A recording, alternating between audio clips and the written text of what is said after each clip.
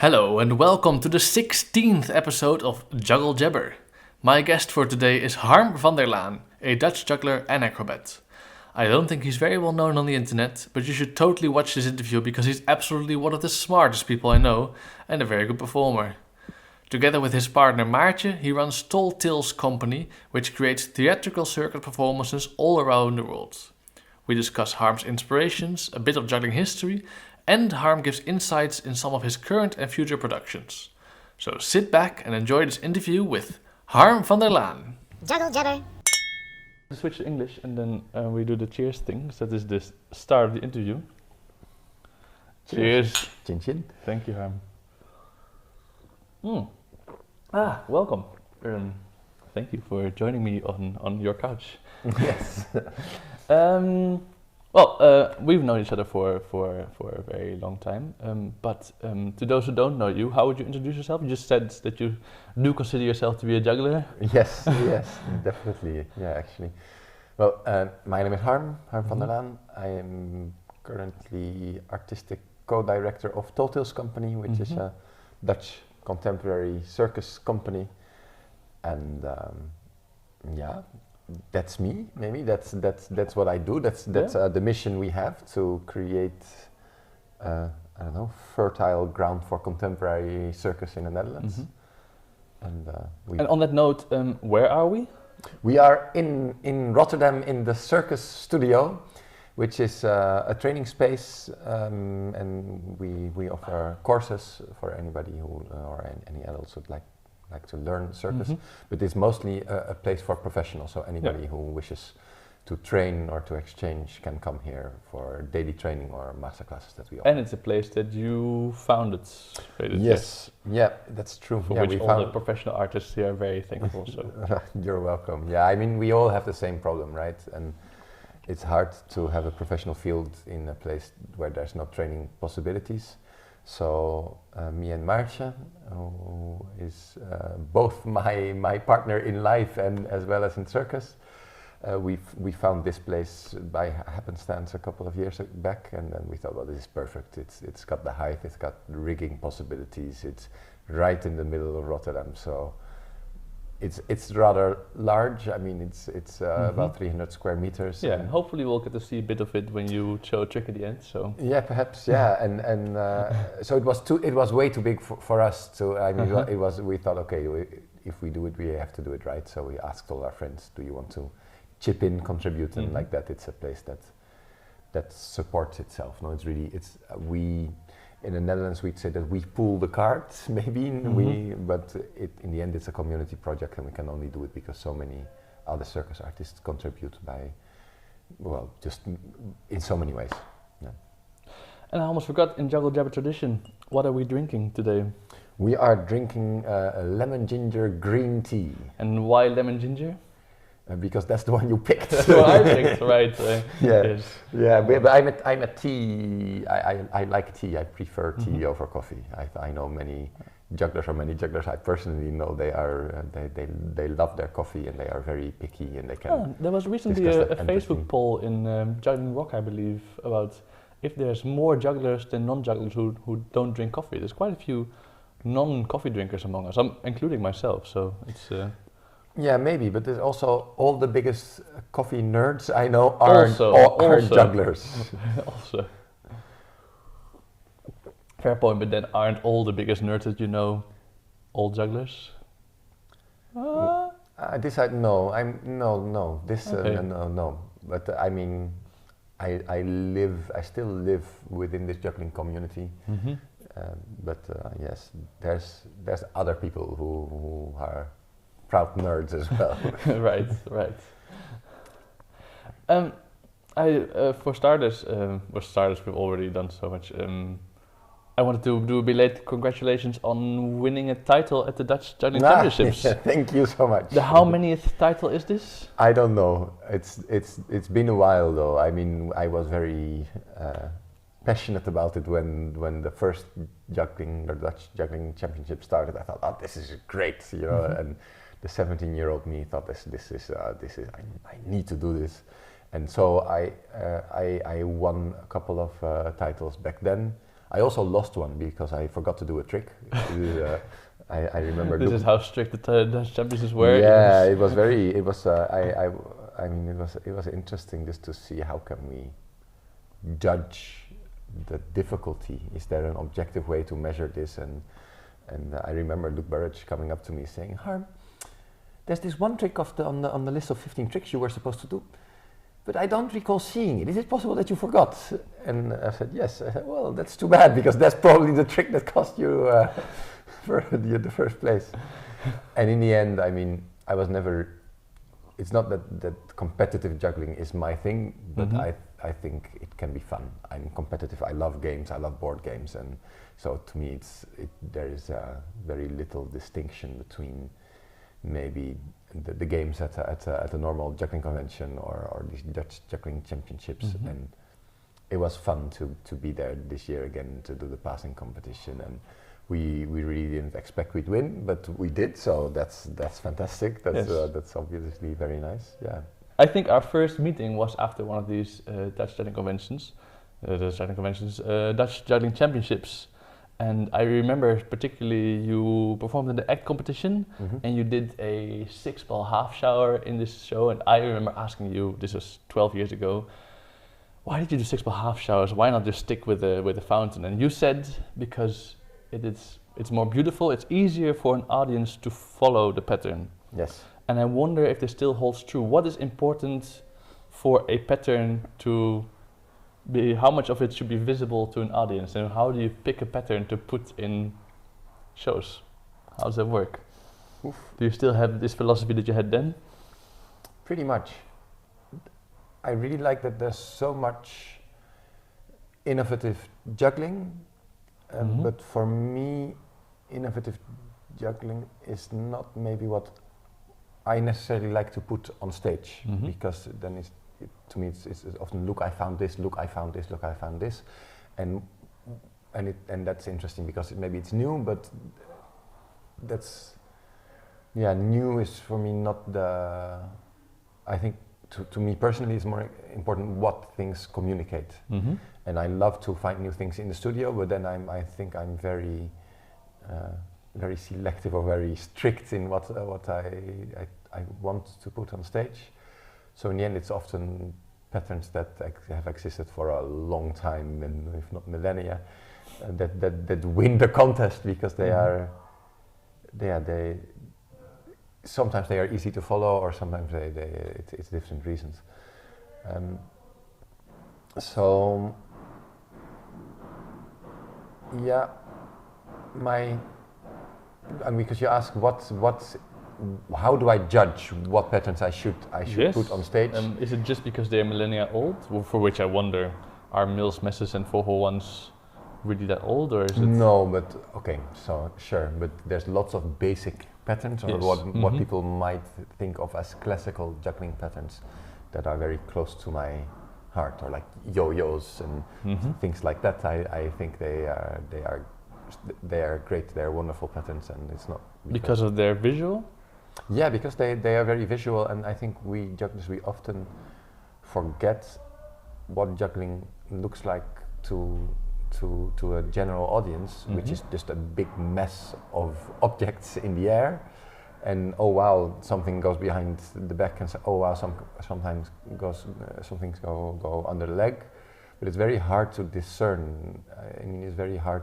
Our brains of regular audiences, they just can't follow what's going on as quickly as our brains do, because when you juggle, this is one of the nice things about juggling, is that it alters your brain, that your visual cortex, it grows, so you get better at understanding these patterns, and so they seem logical to us jugglers, but not to an audience. And I think it's important not to forget that, and to try to guide the audience, or to help the audience understand what we are doing, which sometimes means repeating a pattern a little bit longer, or which sometimes means exaggerating the lines of a pattern, or emphasizing things with music, or I don't do that. I don't color code so much, but this would also be like to me a very valid way of emphasizing, because I love patterns, and I think they are one of the beautiful aspects of juggling.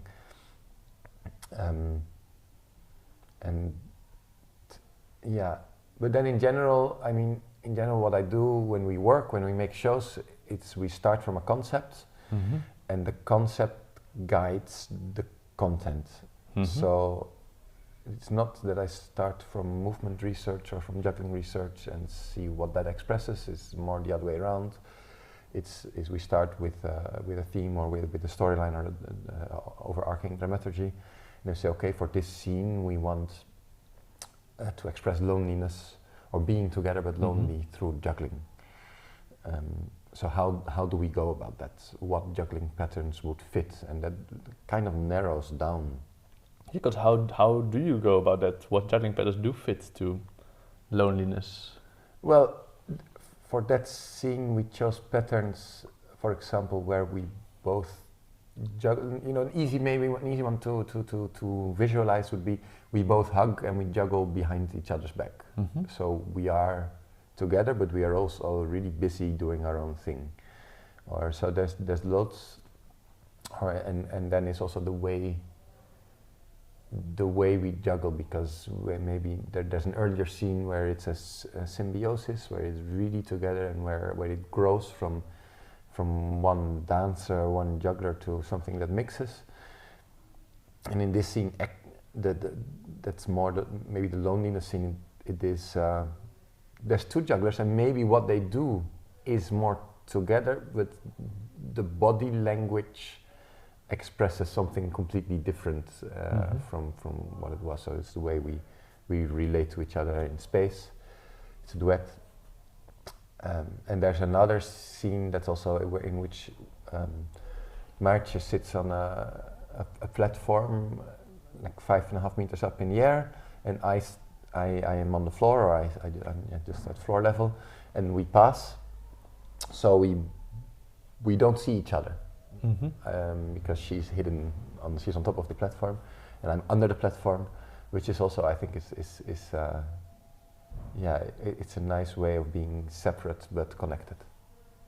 And do the concepts lead you to find new juggling, or do you always take things that are already in your library to put them to use for this context?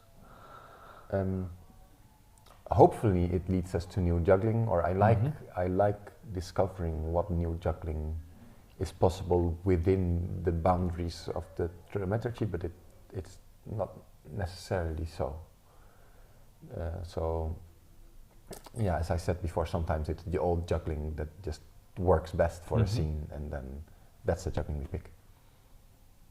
Yeah. Another context that you put this for, I've actually not seen the show, but you make square 1 and square 2, yes, where you translate codes into juggling and juggling into codes, so I don't know which way around it goes. Yeah, basically I think this is the project that will premiere in May, square 2. We had the first version last year, and what happened is that we saw an artwork at a party. It was a kind of a cube. It was a wooden sculpture that traced its way through a cube with straight angles.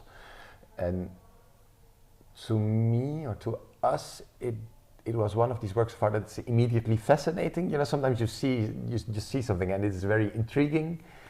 And we had that at that moment when we saw that work, and we thought, wow, it feels like juggling. It feels like a pattern in space. And so we were very lucky, because we asked who made this, and the host of the party said, well, that's Don Satijn, it's a Rotterdam artist, and he's here tonight. And so we got talking, and it turns out that he really thinks like a juggler in many ways, and sees our world of patterns and codes, and sees this in the world in general. And then we got talking, and we thought, wow, how cool would it be if we could translate his art to juggling patterns, and if he could translate our juggling patterns to visual art. So that's what we started working on, and that's what became Square 1, which was really like a show that where we asked, how can we integrate these two disciplines? Is this possible to make a juggling sculpture, for example, like a kinetic sculpture? Did he make new sculptures then to fit your project? Right? Yeah, he made mostly 2D works for Mhm. this for the show. He also made two sculptures, but he also made a lot of new 2D work, and we made loads of new patterns for that, and now in Square 2, which is the new version, is where we explore not only this, because Square 1 was great and it worked, but there's so much more to explore, and particularly what Don speaks about in his work is the codification of society, how codes play an ever increasing role, and this is both positive and negative maybe at the same time. So we wanted to see if we can express some thoughts or mirror that in the show as well.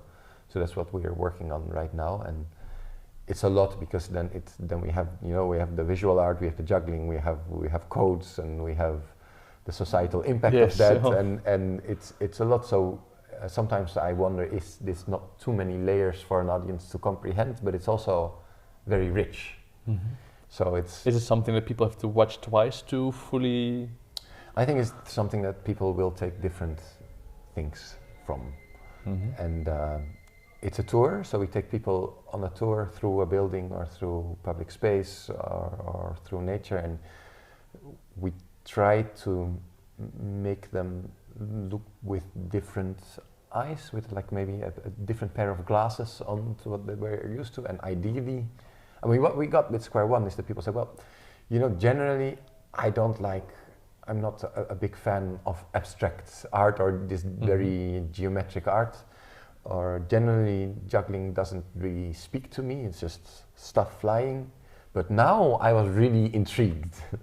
And that I think it's really nice. Relationships and that it made sense to people, even if it's quite an abstract concept in many ways, because it's really, this is one of the shows that's most about the patterns themselves. Even they are very central to the show, and so yeah, we hope that also in Square 2 people will be able to see juggling, but also the space that we put it in, that it transforms the space and the artworks of Don Zatijn in different lights, that these three, I don't know if aspects is the wrong word, but they're like the three main performers: the space, the juggling, and the artwork, and that they contribute something new to each other. And that's what we hope for. Right. And you said he thinks like a juggler. What does thinking like a juggler mean? Is this true for all abstract geometric painters, or is this? Perhaps, but I don't know enough abstract geometric artists to know. But I think many jugglers, because of course these are generalizations, but of course many jugglers, they like patterns, they see patterns in many aspects of life. They enjoy codes, and there's this enjoyment in seeing patterns come to life in all kinds of ways, whether it is in music or in art or in juggling. And I think his work is very pattern based, and he has a very keen mind of sensing patterns in architecture, in nature, in life in general. So he is somebody that explored all the different variations of a cube. So say you have one point and another point in the cube opposite, in kind of in a diagonal, and you have all these routes that you can take through the cube to get through from point A to point B. So he made them all, and there's a couple of million. So he spent 15 years tracing all the different routes through a cube, and just to discover also why do some of these shapes speak to us and some of us don't. And I think that's very similar to what jugglers do, finding all the different variations of a pattern. Yes. And then seeing what works, or what speaks to me, what is enjoyable and what isn't, and and there's this thing of having almost limitless possibilities. it's not completely endless, but in the same way it is, at the same time it is, which holds true for many geometric shapes as well as juggling patterns, which I guess could be conceived as geometric shapes themselves. Yes. So I think that there's a lot of similarities in the way we think about that. Right. So much for the relationship between codes and juggling. There's another relationship that I don't know if you're an expert about this, but besides juggling, you are also an acrobatic bass together with Maartje. How come there's so many jugglers that are basses? What is this relationship between these two worlds? Why do I keep on seeing them together? Do you have an answer, insight on this? Because this is, of course, I could have asked any bass juggler, but I'm asking you. How does this work? Yeah, it's funny how there's in circus school. Is there a similar way of thinking between basses and? Yeah, in some ways, I guess, but it's also just a lot of fun. There's many reasons, I think. I mean, the easy way out would be to say, okay, you're a juggler, you will go to circus school, you develop a physique, you try basing, and suddenly you notice that many more men and women are interested in you than when you juggle. I mean, that's but I think in general. But jugglers don't turn wire walkers as stereotypically. I mean. Yeah, it's true. Yeah, no, I mean I was kidding, but it's true. It was funny how this changed when your physique changes. Then random people in the street start looking at you differently. Oh right, really? Oh. That's really weird, but fun. As in you started to grow physically. Yeah. I mean, again, I was a juggler. I was like 63 kilos, and then I started becoming a bass. You're taller than me. I was officially underweight, and now I'm around 90 kilos. So that happened in circus school. That's quite a transformation. And very quickly. So it was really also. I noticed that the people looked at me in a different way, which in many ways is just sad, but it's I guess it's just what happened. But I don't know. There's this. It is in the end. Basing is throwing and catching and balancing, which is what juggling. That is very true. Yes. Is, and I cannot speak for all jugglers turned basses. There's so many factors. There's a lot of jugglers, and there's too many flyers and not enough bases. Are there? Yeah, there's always flyers looking for bases, but not as many the other way around. And for me, I just enjoyed it a lot, and it was really nice to go through the process again, because in juggling, at a certain moment, you reach a level where you just need a lot of time to keep what you already have, and you progress, but maybe not as quickly. I mean, there's these years, when you go from 4 balls to 8 balls or 8 objects within a very short time span, and then there's a long time where you seemingly stay at a certain level. Maybe also because you just have a big width of tricks and of families that you need to practice to stay at a level, and it's great to have that experience again in a different discipline.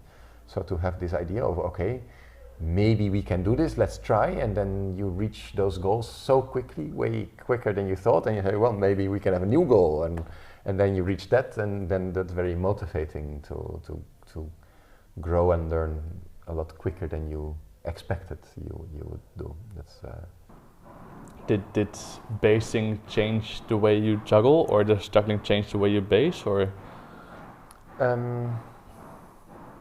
I mean, juggling for sure influenced the way I bass and the way I go about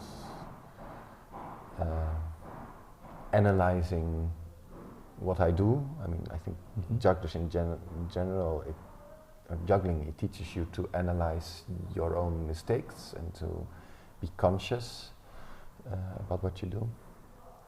And I think that helps a lot in basing, because it can be a lot. The strength element is so important that it's easy to compensate for technique with strength, and I really like to be precise in my technique. Because I think you don't need to be the biggest man in the room to be a good bass. There's so much you can do with good and precise technique, and I think that maybe comes from juggling, where precision and these subtle shifts in technique are so important. And did it change the way I juggle? Yes, but maybe less so.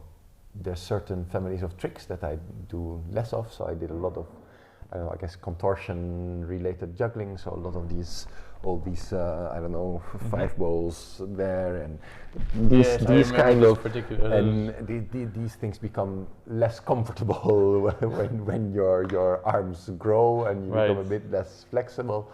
So I'm not doing those as much, but I don't know whether it's really the basing or just the time that goes into basing that's what all snatched off. Yeah. Well, the basing brings to the next kind of the whole circus world, because besides basing and juggling and running this space and running a company, you are also would you say a teacher, professor of circus history? Yes.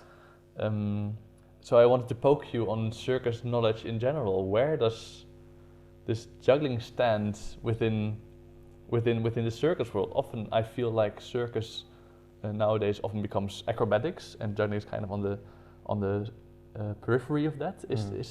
Does juggling still have a place within circus in the 21st century? Yeah, sure. And how does these two relate, and why are these worlds together?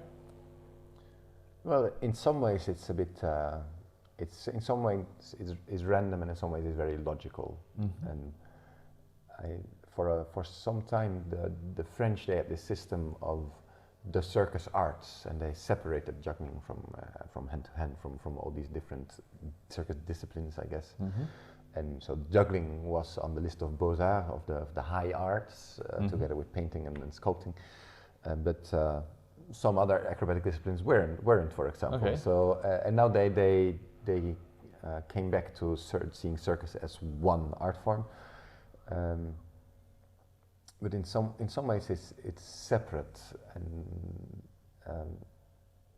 on the other hand, I think it's interesting to look at circus as a form of expression where we as performers relate to an object, and this is obviously super clear in juggling, but it's the same in aerials, and it's the same question in many ways in hand-to-hand or in acrobatic disciplines, where you say, okay, my partner is maybe the object, and how can I flip this? What can I do with it, no? Or what can I do with the base? Or even in contortion, looking at your own body as an object, how does it bend? How does it, how does it bounce? And, these questions. Maybe Luke Wilson had a great system of questions that you could ask for any object. And I think in many ways all circus artists, whether they're conscious or not, they ask themselves these questions when they work. An example of a question? Yeah, so I think the first question the Wilson asks is, can I drop it? That's the basic as a juggler and as a bass. That's very, very important to get out of the way. But then, can I throw and catch it? Can I balance it? Can I fold it? Can I? And then, of course, the next question is, in which ways can I do that? And I don't remember all 7 questions. But I could see how you could make a set that applies both to most circus disciplines and juggling at the same time. Yeah, I think that's, and I don't think Luke intended it that way, but I think it's very interesting to look at other circus disciplines as well as juggling, because we stick with the throwing and catching, but there's many more ways we can manipulate any object, and I think he also intended those questions to explore different objects that maybe weren't necessarily juggling objects to begin with. It's the same with a laptop or with a tea bag or whatever, and this holds true for any acrobatic apparatus as well. And your work as a history teacher, does same as with the basing, does this change the way you approach juggling? Sure, definitely. Yeah, I mean, just in the sense that it's so inspirational, that there's so many things that have been done in history that I think we can learn from as performers, and so maybe it shapes the way I think about circus, and in consequence the way I think about juggling. But yes, circus history is so rich in stories and in techniques, and so many of those have disappeared or almost disappeared, and it's an endless inspiration. Yeah. And do you wish to retell those stories, or are you hoping to write your own stories that historians in the future will talk about, and what might those be? I mean, any story we tell in a way is rewriting what's been said before. And to me also, for me, it may be more, because I do believe most stories have been told before, or most things maybe have been done before, but not every story has been heard before, and there's a lot of stories that deserve to be heard, and those are the stories I find most interesting. How do you know when a story is not heard by others? Do you test this, or do you feel like I don't know if there's an objective measure. I mean, in the end, it's a personal feeling or a personal taste. So in 21, we'll be creating a show with 6 circus performers based on A Clockwork Orange, which is a novella by Mr. Burgess, an English writer, and many people know it from Stanley Kubrick's movie adaptation. And I think that's typically a story about violence and the way we deal with violence that's so relevant now in so many ways, because this question of what are we willing to give up to feel safe, and what are governments allowed to do to help us be safe, and these questions about free will it raises. How holy is it to have? I mean, how sacred is free will now that we can maybe really start adapting the way people think or feel by I don't know, when you stimulate the prefrontal cortex, people will behave a little bit more altruistically or less egoistically, and maybe this we will be able to change the behavior of criminals in a more positive way by doing that, but should we? And I think those are all questions that are super relevant, and so it's a story that deserves to be retold now. And it's also just a lot of fun to explore that through circus, because in the end that's the second the second reason to undertake any project. Is do I think this would be fun, and do I think this is urgent, and there's other examples. There's so many. I mean, I'd love at one point to make an updated version of a Gentleman Juggling Act. There is a book by Hermann Sagemüller. It's the German juggling historian. Yes, yeah. So I think it's Kara, Jongleur der Könige, König der Jongleur. So King of Jugglers, juggling, juggler for kings or of kings. And he describes so nicely how this act of Kara was a continuous flow where all the objects in a room were used to tell a little story, that it would seamlessly go from, okay, I enter, I take off my gloves, I juggle them, I put them in my pocket. Whilst I put them in my pocket, I take this monocle so that I can inspect that in a juggling way, so that then I can take that from its stand, so that I can, and this such a flow with everyday objects. I mean, where we see that on YouTube, I guess those are the modern day, I get out of bed, put on my pants in an acrobatic way, brush my teeth, do the toothbrush trick. But those are great, and those speak to an audience. Yes, so clearly. And surely we can put something like that on on stage in maybe in a different but something similar in a way that communicates. So I'd love to do that at one point, and I think this is a way of creating juggling material that we don't use so often. I remember Stephen Ragaz. I did a really nice masterclass with him 15 years ago in Paris, where he said it's such a shame that all these great prop manufacturers are out there, because now people just buy their stuff, and they spend much less time developing their own objects.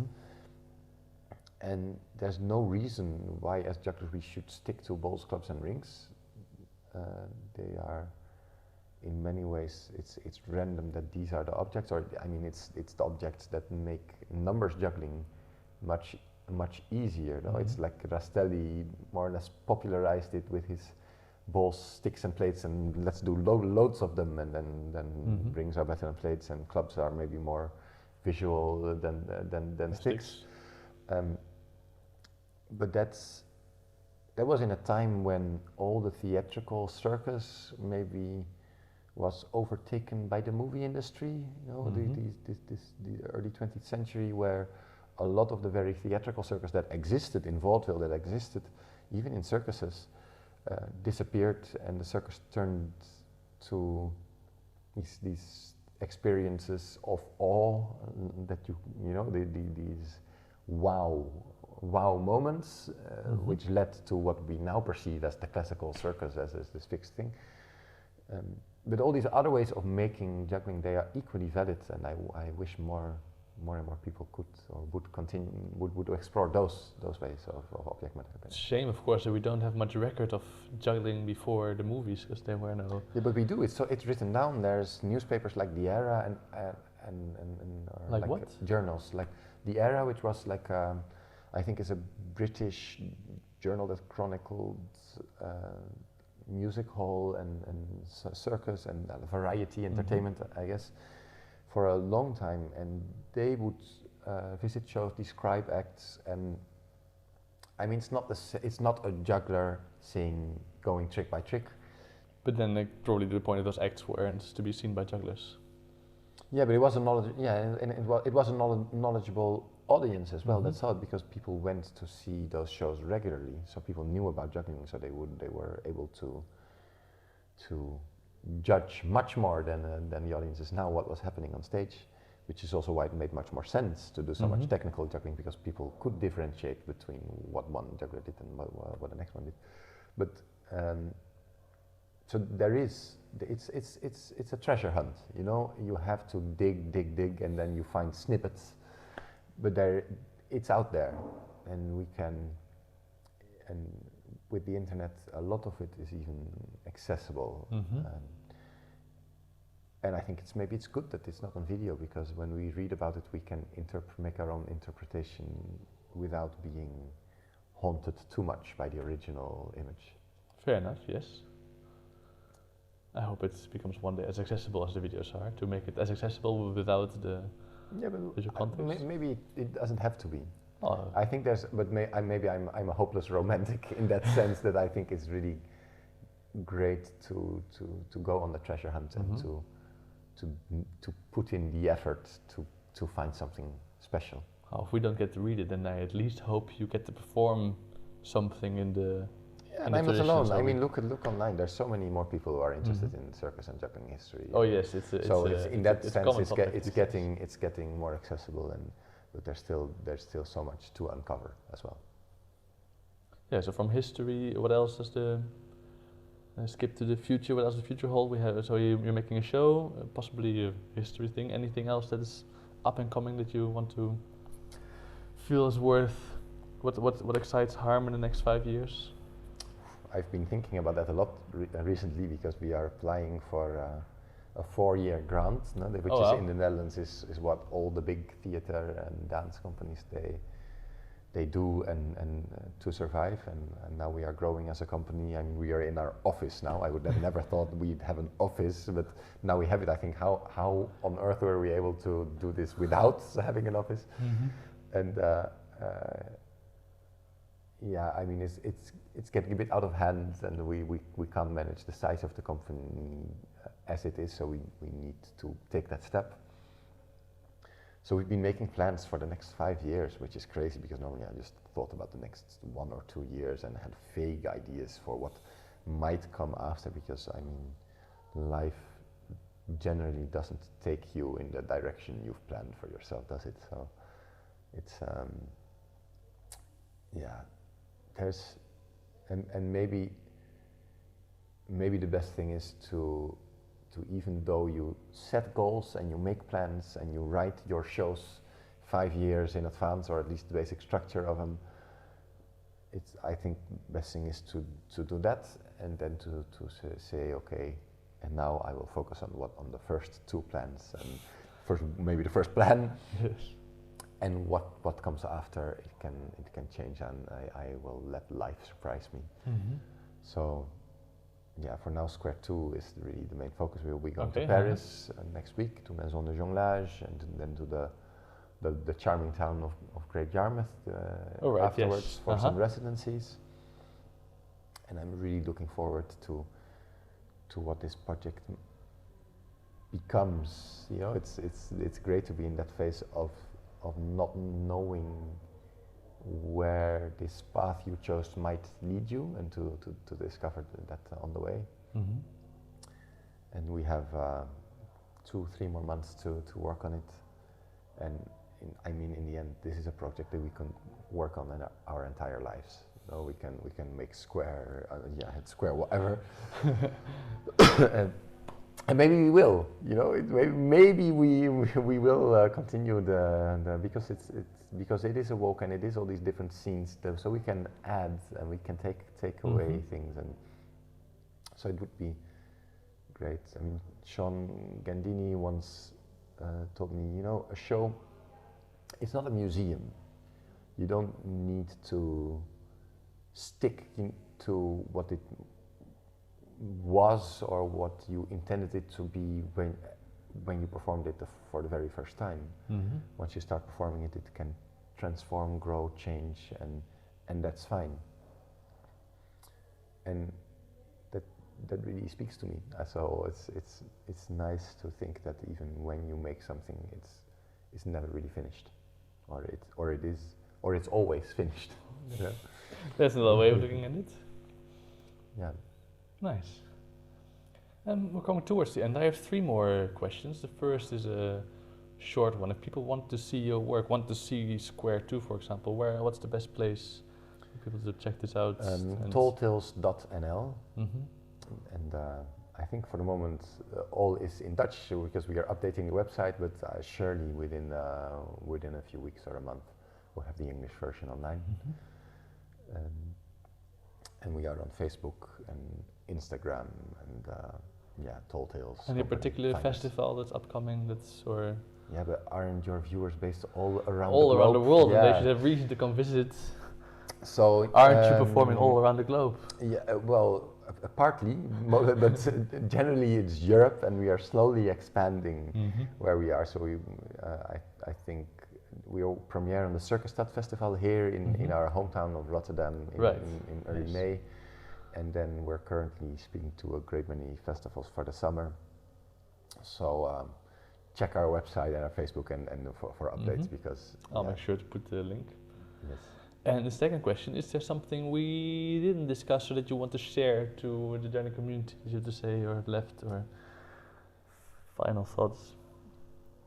No, I mean, in the end, what I've learned through juggling is that the most important thing is to have fun with it, because as long as you have fun, all the other things will follow. And I think having fun is different for everybody. So let's keep having fun together, and then I'm sure juggling has a lovely and bright future, and so do we. Right. And then the third, would you like to show a trick to prove that you are the real deal and are the real Harm? Are the real deal. I can take the camera to the studio if you want, or do we have something here? Yeah, both are possible. Maybe it's nice to just show this amazing space. Yes, I will, of course. Should I just unplug myself? I just did. You can unplug as you like.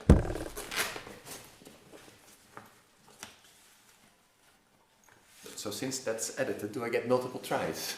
As many as you like. Great.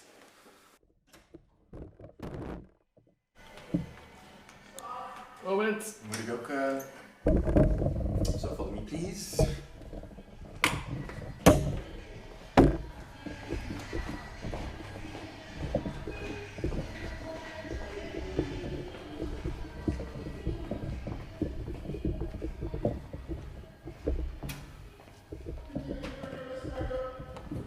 So, I've got two tricks for you.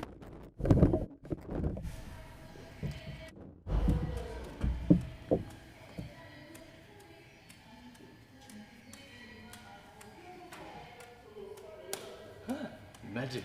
Magic. And maybe since that's what we started with, no? Oh, the wonderful 6-4.